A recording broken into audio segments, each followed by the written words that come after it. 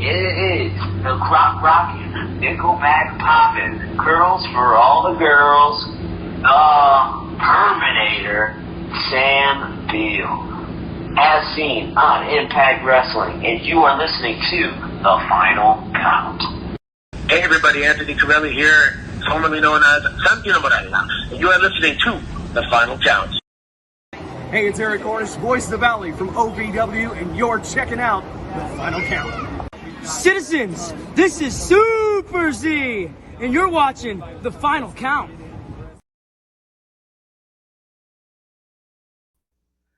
That is right. It is that time again.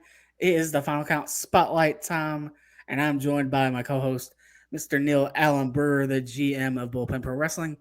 And today we have a special guest with us. He is a three-time former WWE Hardcore Champion. He is one of the first Tough Enough winners, the other one being Nydia. But he is none other than Mr. Maven Huffman. Maven, how are you doing? I'm good. We got a new guest. Yes, evidently even better. Yes, we love doggos. So she's, I don't want to say a new addition, but she's the newest addition to our family, and I've never had a jealous dog before until now. Oh, If I don't show her attention, she gets pretty bent out of shape. That's all right. I have a French bulldog on the ground over here, and if I picked him up and put him in my lap, she would go ape shit. She'd go nuts.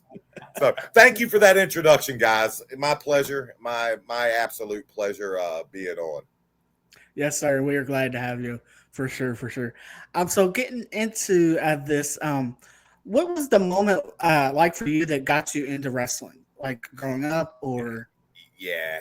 So I grew up, and I know you guys are in that heartland area of where wrestling, got its starts.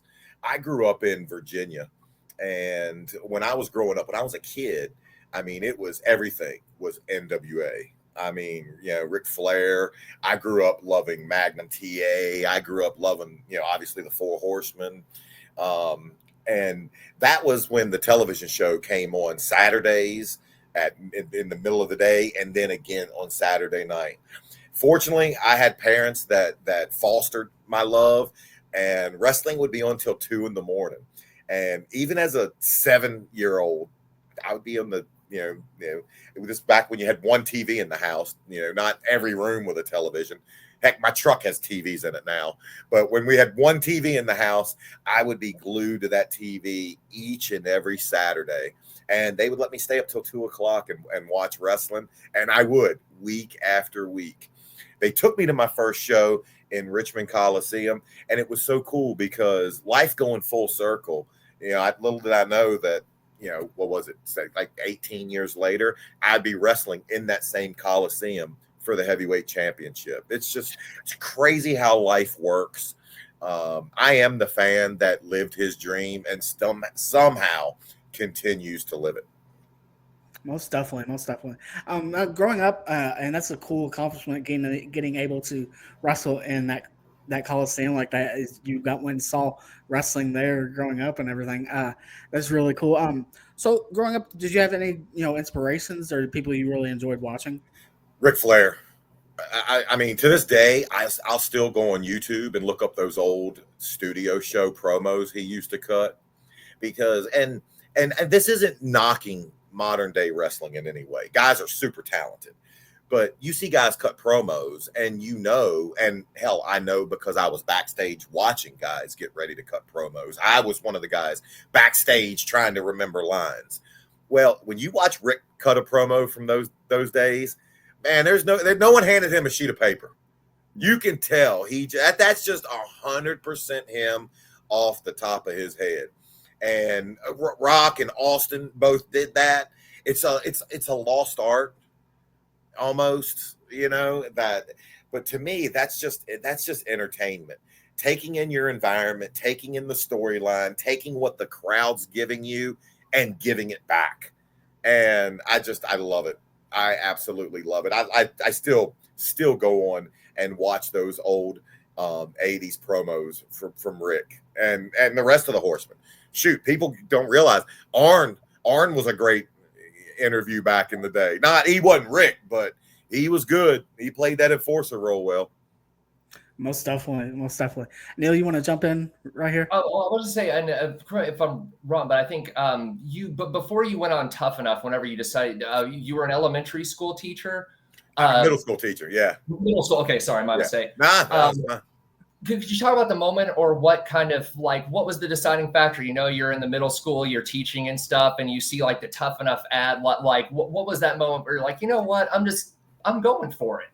Yeah, it was almost one of those moments in life where I was still relatively young. I mean, I was in my early 20s. I think I was 23 at the time. I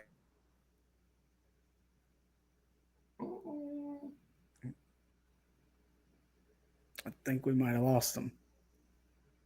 Ooh. Is that there we go. Okay. There we go. There we go. And I played sports my entire life, as long as I could remember. So I still had, and I use this word knowing wrestling's predetermined, but I still had a competitive edge to me, and I still had an outlet that I needed to do something. And to teaching's great. Don't get me wrong, teaching's great, but I also knew that the sand in the hourglass was running out if I was going to do something. And the first time me and my roommate was watching Monday Night Raw, and Jim Ross said, "Have you ever wanted to be a wrestler?" I literally thought he was talking to me. But then you're thinking, okay, what all hurdles have to be jumped over to achieve this? There's no way it's going to happen. And and I'll give him all the credit. He stayed on me.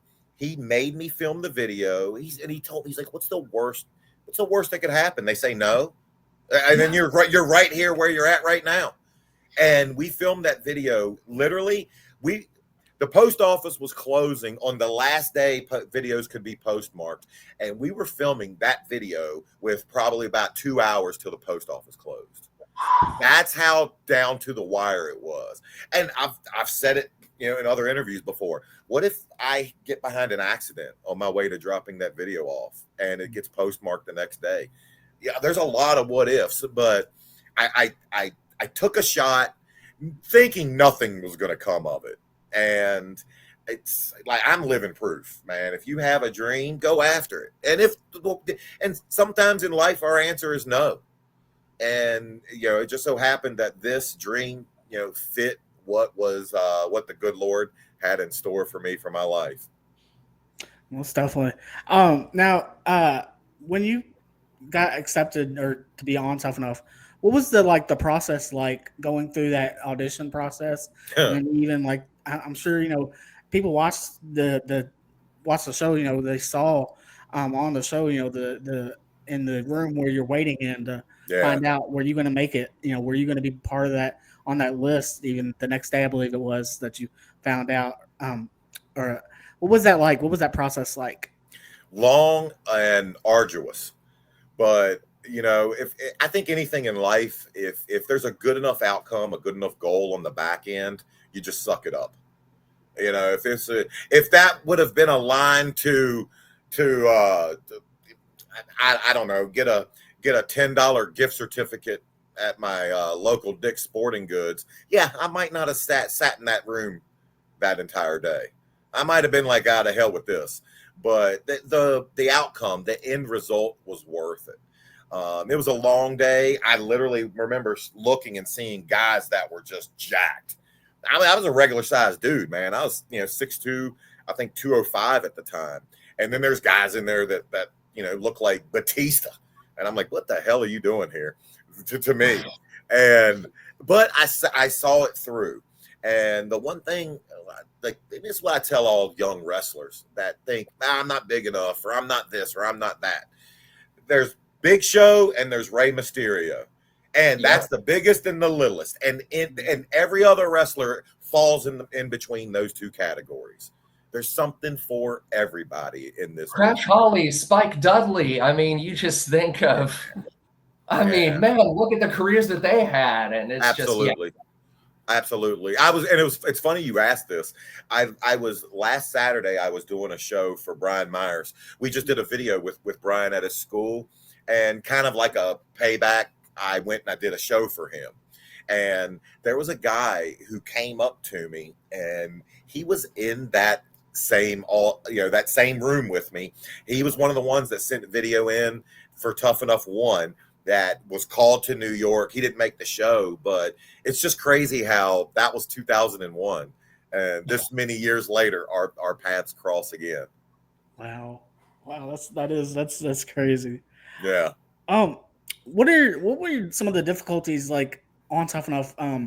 Living in a house with a bunch of strangers that you didn't really know, or maybe you kind of got to know them in a little bit in the beginning, but then going from that first part of initially living in the house, and then as it progressed and you got to know people, how did the dynamic change? It's hard to form bonds with people, and it's obviously hard to dislike people too, because we're human beings. There's going to be some people that just rub you the wrong way, and there were those people in the house too. And I mean, even still, even if I don't like you, I don't wish ill upon you. I don't want you to get hurt, or I hate seeing people's dreams get shattered, at a moment's notice. But then even the people you do like, you're competing with those people. And I think of like a Josh, who to me, Josh has been the most successful Tough Enough contestant ever. And you can say your Miz's and your John Morris's and everything. Yeah. Miz has probably made the most money from it, but I can argue that Miz had a career that he would have made money before wrestling. So yes. Josh has successfully stayed employed in the wrestling business since Tough Enough ended, and he's done it without taking bumps. So to me, he wins. But I developed a friendship with Josh to the point to where when I saw him a month ago, it's like just great to see him, and great to see him happy, and great to see him smile. And when you form a friendship with somebody and then you realize, well, hell, I'm competing against this guy too, it's difficult. I mean, in the end, competition wins over, and you want what's best for you, but you also want what's best for them. On kind of like the other side of that, did you have because I know you weren't living in the same house, but did you have any interaction or bonds with the females in the competition, like Nydia? I don't know if you guys ever kept in contact, or anyone else there. Was there anyone else in particular that you enjoyed or that you stay in touch with? Yeah, obviously Nydia, just since she won and our paths, and I think the first beginning of our career mirrored each other a lot. I mean, we were used in some of the same storylines. And it's funny because one of the worst injuries I ever took in the wrestling business was when I did a run-in when Nydia was in the ring. I was coming to save her, and as I'm running, and it used to terrify me to run down the ramp. Remember the old Raw ramp at an angle? Oh gosh, I can't even. I never wanted to be. What was it, Titus that fell under the ring? I never wanted to be him. And, greatest Rumble entrance ever. Oh, it's just like that'll live on forever. Yes, that'll bring me up on anyone's day. How could it not? I'm sorry. Yeah. Keep going, but yeah. But I was doing a run-in with Nydia, and as I go to slide in, and you'll never notice it, but I hit my knee at full speed on the and you guys have put rings together. That's solid steel. And when I hit it, I'm not kidding. The only thing that makes me stand up and not sell it is there's an audience and a TV camera going. If that would have been in my backyard, I would have been on the ground riling and screaming, and there might have been a tear or two. It hurt so bad. And to this day, because that was back when, I can't tell everybody every injury I have, so I never told anybody. And to this day, that knee, no ACL. No ACL. When I go apron power bombs and apron bumps on the side, they just kill me when I see them. They scare me. They scare me so much. They're so scary. There's a lot that can go wrong. Yeah. A whole lot. But even to this day, when I'm going up and down steps, I have to do it one at a time because I have zero ACL. It's just my body learned to deal with it. It hinders my jumping ability now. What are some of your favorite moments from training at the Trax? Oh my gosh. And I've said this before, but it's truly what I'm the most proud of. Yeah, winning, obviously. I'm extremely, honored that they trusted me with being their first champion. But that first season, one person didn't take any time off for injury. One person did every drill. One person never even sat on the sidelines for 5 minutes because of bumps and bruises. And that was me. And I take pride in that. Like, I take a lot of pride in that. Now, I did have this was at the time when my mom had just been diagnosed with cancer that was going to end up, and it did end up taking her life. And I just remember and she gave me the full go ahead, go do this. And she told me, she was like, you just remember though, whenever this gets hard, and it will, you're here for me. And anytime I hurt, anytime I didn't want to get up, anytime I didn't want to continue, I thought about that.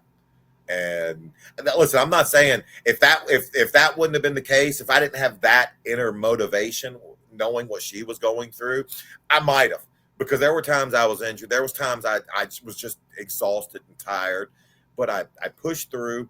And I also wanted to test myself. I wanted to see exactly what I had in me, what I was made of. And I knew I was never going to have a better opportunity than that. People can look at Tough Enough and think, man, you guys had the easy route. I can promise you, they did not make it easy. That I can promise you.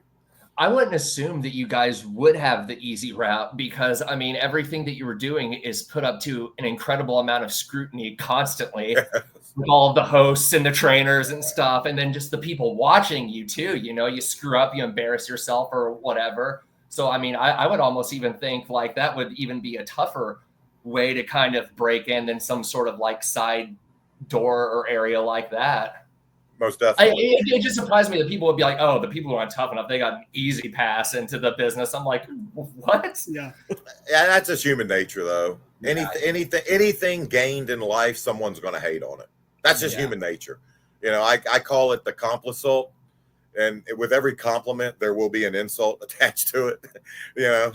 I always get the people, oh my God, you were that guy that won that show. I love you. There's the compliment. Well, now finish that up. Yeah, they didn't really do much with you after that, did they? And there's the insult. It comes all the time. Oh. And it's just human nature, though. Like it's just, I don't know why, but it's how we as humans are wired to look at a situation and just see there has to be a negative attached to this.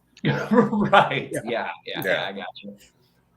Do you remember your first match? And if so, what was that like? The most mind-boggling and terrifying day of my life. I've never been scared in my life for anything there. And I remember right before I went through the curtain and being in Gorilla, standing at a curtain, and if you're not familiar with it, there's a curtain that goes down with arrows, like taped arrows that show you where the curtain opens. And behind that curtain was Vince McMahon, Pat Patterson, Gerald Briscoe, and my agent for the day.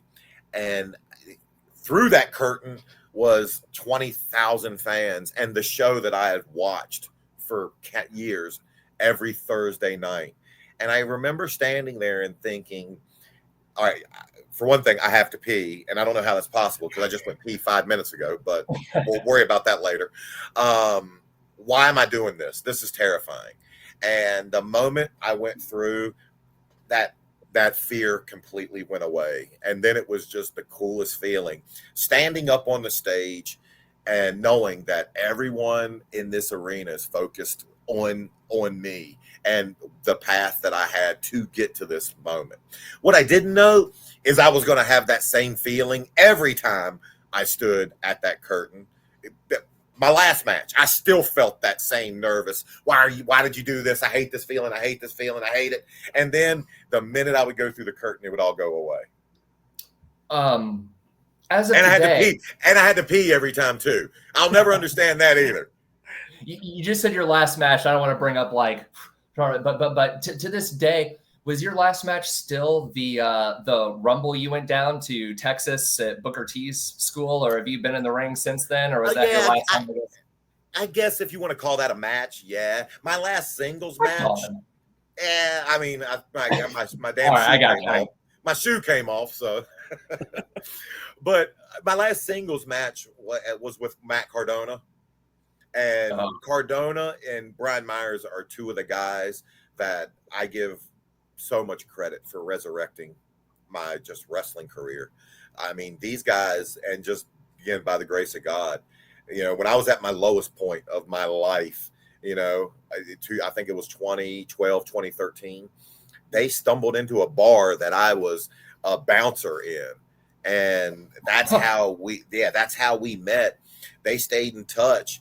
And they eventually stayed on me and started talking me into, hey, come do this. Yeah, come do this show, do this signing. And they finally beat me down to the point to where it got me out enough to where, okay, maybe we'll book Maven for the signing, or maybe we'll have Maven do this. And one thing led to another. And I don't think my YouTube partner reaches out to me without that, you know, their intervention. And so when Cardona hit me up and said, yo, I'd like to do a match with you, he's like, you know, it's been a life dream. I was very hesitant just because I'm not the athlete that I once was. When was that? It was a couple years back. It was a few years. I don't have a definite date, but it was their FWF series. I think it was like FWF 4 or something. And it was so much fun. And that was, to me, the perfect way to go out of my singles career. But then when Booker calls, he's like, hey, yo, dog, I got this Rumble, man. I want you to be a part of, dog. I mean, how am I going to say no to that? You know, that's really good. That is a killer Booker T. I love that Booker T impression. yeah, come on, man. While we're talking about matches, if you could pick 3 matches that you had in your career as maybe your top 3 favorite matches, what matches would you pick? The Randy Orton match I had, where it was I forget what the gimmick was, but there was a timer running down. I think Randy had to defeat people within a specific time limit. And, you know, that was just, we had to hit time parameters. So I'm very proud of that match. Obviously the match I did with Taker, where I won the Hardcore Championship the first time. And it's just because The Rock was in it. I mean, you can see, you know, he puts me in a move and my eyes are looking back because I know this is the spot where Rock's coming. And I'm literally fanboying out while he's got me in a move because I know Rocky's about to run out. And then when Rock comes in and Rock bottoms him, I'm just literally in the ring being like, I can't believe this. Like, I can't believe this. And the final one, and it's you know, it's my favorite time of my wrestling career ever. It wasn't a match, but it was when me and Simon Dean did our spot with Austin in what was the Staples Center. And it's just like when you're in the ring with Stone Cold, it's just magic. Like, this guy has control over every person, and he had everybody in the arena flip me off, and I'm just like, and I'm literally looking around, and I'm like, how, like, it gets no cooler than this. And here's what the best part about that night was. The spot called for, he shit cans me out of the ring, and then that leaves Simon, and he was just going to give Simon the stunner. And I was, like, disappointed, you know. I mean, I was like, I don't want to say anything, but, man, I want to take a stunner. And Perfect Steve, he goes out, picks me up, throws me back in, and gives me the stunner. And I'm just like, well, I'm like, beautiful, beautiful. It's so funny. You just talk about these moments and matches, and I just kind of get the glimpses in my head because a lot of them, you know, I remember watching or seeing and stuff like that. But especially, I'll just say, like, now, besides your career, I mean, just not winning Tough Enough, but you got to share the ring with Austin, with Taker, with The Rock. You got to win compete at a WrestleMania. Yes. So it's just so above. And if there's one thing that I have learned is this is a business to where there are so many people at every facet to where if you really want to learn, if you really want to work, man, they want to people want to find you and get you involved and, you know, get you up there and stuff. And it's really just something that gives back. And your YouTube channel that you've kind of have gone into since that, I have been a big fan since the beginning. A lot of people have. Thank you. But those kinds of things that break down, I mean, just what it was like to be the GM on Raw was an episode that you did that I thought was fantastic. And just all the different facets that really aren't like, oh, breaking the image, but it's really trying to teach this younger generation, because this business and this art form is becoming a lot more accessible, especially, you know, in the independent areas, and people are seeing it. So thank you so much for that. And I just, it's such a value to me, and I know to Ryan and to all of the fanboys. Yes. So yeah, most definitely. It's not, and it's a value to me. I forgot how much wrestling I had actually learned along the way. When my partner reached out to me, I mean, we probably had a 2-month planning period where I had to just sit and learn YouTube. I mean, I pulled it up, but I never thought of it as a business. And I just like, who's going to listen to me? But he gave me, you know, here's what my plans are. He's like, we're going to do videos on this, and we're going to talk wrestling. But he told me, he's like, wrestlers do it wrong. He's like, wrestlers, you know, wrestlers get on there with their buddies and they talk about what interests them. He's like, that's wrong. He's like, we're going to talk about what interests the fans. what people aren't doing. Exactly. But at first I was like, yeah, like one of the ideas he threw out, he's like, yeah, like we'll do an episode where you describe everything that was in your gear bag. And my reaction was, the fuck would anybody care what was in my gear bag? Like, seriously. I was like, hey, check out what's in Maven's gear bag. Like, that's like that's where my mind was. Like, why would anybody care? Or you just meant, like, why would anybody care what it was like being Raw GM? Like, but I wasn't seeing the full picture. And the full picture is we now live in an information world where people care, I think, more about how the sausage gets made than actually tasting the sausage itself. Like, I truly believe that. And I'm happy that, you know, just in my, you know, while I was, you know, looking and researching why certain creators were successful, you know, I'm happy that the light bulb moment went off, and I was like, okay, we might have something here. And then it came to the point of, man, it's hard to sit alone and talk to a camera and be inviting and have people like be like, oh, he's talking to me. Man, that's hard. And there's sometimes where we've been filming for 8 hours, and you know, we're starting another video because he lives in South Dakota. When we get together, we might have, yeah, exactly. Yeah, when we get together, it's we don't have the luxury of doing one video a day. We got to cram in as much as we can. Wow. And now that our videos are getting more elaborate, where I'm taking bump. Don't worry, we got some more time, guys. Where I'm taking bumps on thumbtacks. You know, that's not something you can just get done. You got to plan it out. But that's where we need to take the channel. You know, we have to continuously adapt or die. But there's times I'll be filming and I'll be tired and I'll be like, oh, I don't want to do another video. But that's when it's suck it up, just do it. And, you know, just try to give exactly what you gave in the first video to where we're at now. And it's weird because if you would have asked me to write a book 2 years ago, I'd have been like, I don't know if I got a book in me. But through this channel now, I'm like, I got like 7 books in me. Yeah. You know, seriously. So it's just crazy what we store in our brain from our past lived experiences, that when we need to recall them, they come. They're there.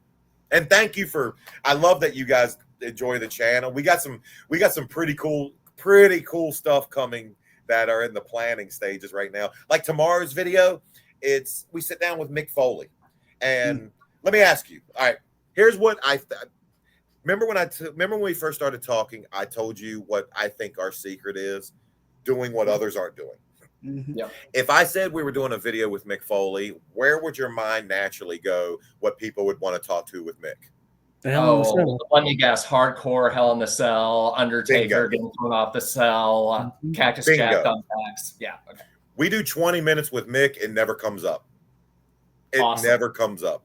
And the video we did with him was we took all the weapons in wrestling and we let Mick rank them in a tier list, going from barely feel it to I hate this job. And that stuff is great. Yeah. And like, that's like, to me, everybody's seen Mick talk to, and hell, Mick sat down with Taker and did the Hell in a Cell. How am I making that better? You know, I'm not. Mick has been at Davis Arena a lot, as Dude Love. You think I ever thought I'd see Dude Love in a ring? I saw Dude Love in a ring earlier this year, twice. Yeah. And it's like when we sat down with Taker. It's like I'm not talking with Taker about something he talks about all the time. And I remember seeing the twinkle in his eye when we pulled up his Hell in the Cell 1 with Sean. And he said, he's like, man, I haven't watched this video in 20 years, this match in 20 years. And he lit up being able to talk about something that no one brings up. And that's what we're trying to do. Yeah. Most definitely. Like, I have to tell you real quick also, I was speaking to Simon Dean earlier today, actually. I'm sorry. Text. I love Mike. I love Bucci. No, real quick. Bucci does more for just the community than anybody. I could live 10 lives and I couldn't do as much as Mike Bucci does on a weekly basis. And that man, not only for the wrestling, that knowledge that he has, but just for the human being he is. Yes. There's no wrestler I have more respect for.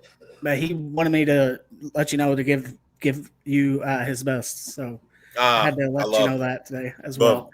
He was the first person to really take me like under his wing. And this sounds weird. I didn't learn wrestling until I left WWE.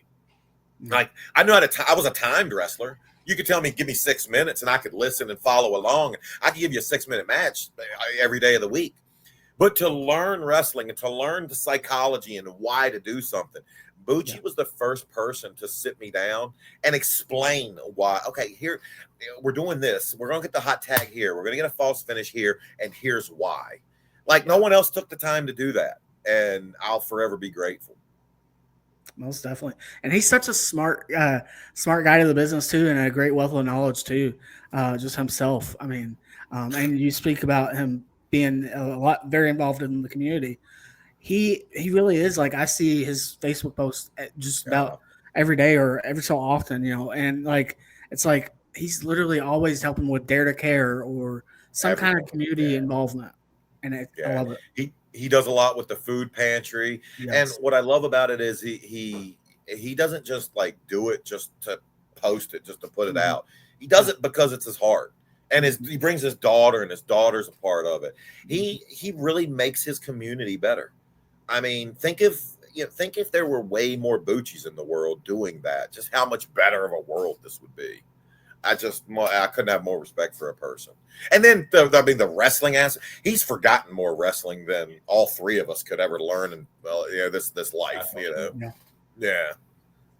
Well, Maven, thank you so much. I know time and stuff is short, but like I can't tell you how much it means to us for you to come on and just talk with us a little bit. So we will definitely push your channel. We'll check out that video and see you around one day. Who knows? Small world, right? Yeah. I was actually in Kentucky about a year and a half ago. Yes. And here's what sucks. We went down there and Al was getting roasted. They were doing a roast on Al, and they brought me in to kick it off. And he didn't know I was going to be there. So while we were there, let's get a video with Al. And we sat down with Al for 4 hours. And we actually stood in front of the OVW ring. And it was just gold. Al can talk all day about wrestling. And when we get back, one of our microphones was not plugged in. So we had zero audio. Oh my goodness. Yeah. Wow. So whenever you watch one of my channels and you see us having the new cordless microphone, that's why. That's why I just got one of those for that fact to be able to do in-person interviews and things like that. So I mean, yeah. Those 4 hours that, I mean, like, I can't ask Al to do that again. Yeah. And it's all unusable. Yeah, we've used AI, we've used everything to try to resurrect the sound, and it's just unusable. So, yeah. Ever get back down in Kentucky? I would like to, because it's just, the channel doesn't seem full without Al Snow on it. Like, it's just I gotta have Al, you know. Let me real quick before we let you go, just ask you to plug your social media real quick. Let fans know where they can find you. Absolutely. Everything is Maven K Huffman. If you go on YouTube and type in Maven Huffman, I mean, you'll find it. But that's on YouTube and Instagram, and as well we have a Patreon. And here's what I do for our patrons. We try to provide value. We do a one extra video every month.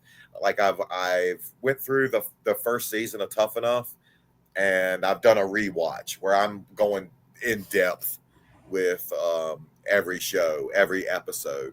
And we also did one where me and Shelton, we talked about our New Year's Revolution match, and then Shelton told a pretty funny story. But I would say the thing I'm most proud of for our Patreon, I get people asking me for cameos, and I have no idea what to charge. Like, if I tell people I'm worth $100, I don't know, am I? Or am I underselling it, saying I'm at 50? I don't know what it is. So here's what we did. If you join our Patreon, and I think it's $5 a month, for every patron, I do a cameo style video. You can tell me what you want. And when we first started, I mean, there was 3 weeks where I literally sat right here, and for about 5 hours a day, I was just knocking videos out. But it was worth it because, again, Neil, what did I tell you? What do I tell you that I try to do? Do what people aren't doing. People aren't doing. And I just you'll have a couple more patrons coming up here pretty soon. I can tell you that. Yes. It's fun because literally, and I'm not kidding, like I have these sunglasses that have been here since we started, because whenever people tell me to be a heel in the video, I throw these on, and literally they've sat here since December, and I have fun with it. I had one guy who told me, he was like, cut a heel promo on my wife because she gives me shit when I watch your videos. And I brought my girl in, and I was like, honey, Tammy doesn't let his wife Tammy doesn't let her husband watch my videos. What do you think of that? And in her Jersey accent, she went, that's horse shit. I'm like, I think so too. Tammy, be better. It was just like I'm having fun with it. Like, I'm trying to have fun with it. I'm making them literally personalized. And I like, for whatever people type, and man, it's crazy because like people unload, man. People get some shit off their chest.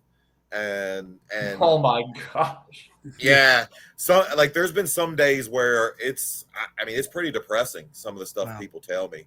And after I get, I limited it to where I would only do 20 a day, just because when you do 20 videos a day and 5 of them are people that are just miserable or just ill, it's tough, man. It's a lot. It becomes like I have weighing on you. But it's our way of trying to give back, trying to provide value, and just trying to be different. Everybody that does the same thing, God bless you, but I'm gonna try to be different. And like literally some of the stuff, if one of our videos pans out, it's gonna be like the Just Incredible video we did. It's gonna make that look like amateur hour. Well, I'm excited to see what you got. I know it's going to be awesome. Everything that you've been doing so far has been awesome.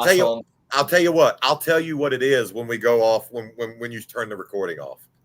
I can't put it out yet because it's in the planning stages. But I'll tell you what it is when we turn the recording. Well, can we do the sign off then in like the next 60 seconds, Ryan? Yeah, you got it. Let's do it. Exactly. Yeah. Real quick, Maven, let me just also ask you if there's any promoters out there that would like to get you on their show, maybe bring you in for an appearance, something like that, is there any way they can get in contact with you that way? Honestly, I'm not doing I'm not doing much of that. And it's not that I don't want to, but I don't want to. And I travel, and when I'm traveling for the channel, like I'm gone so much. And it's really just hard to explain to my girl. She's got to take care of the house and the dogs for something that's not channel related. So I'm not doing much of it anymore. And I'll do stuff here and there, but yeah, it's just hard. We appreciate you all the more, sir. Yes. Oh no, guys, you guys are. I love what you guys are doing. I wish you guys all the luck. I know you guys are down in Al Snow country, but I encourage you. Like I know Al does protect his baby. But I also know Al's a smart man, and if he sees an end result that favors him, he'll work with you. That's what I hear. So heck yeah. Sign off, man. Well, I want to know what this show's gonna be. Maven, we definitely want to thank you for coming on the show. Oh, my pleasure. We want to thank Zach as well for getting this set up for us as well. Want to give a huge shout out to Zach. We thank you very much, and you're welcome to come back, Maven, anytime, sir. Dude, my pleasure. We'll definitely do this again, guys. I want to come back after the video we put out that I'm about to tell you about. Yes, right. Let's do it. We'll date it. All right. Well, fans, with that being said, we will see you down the road. 1,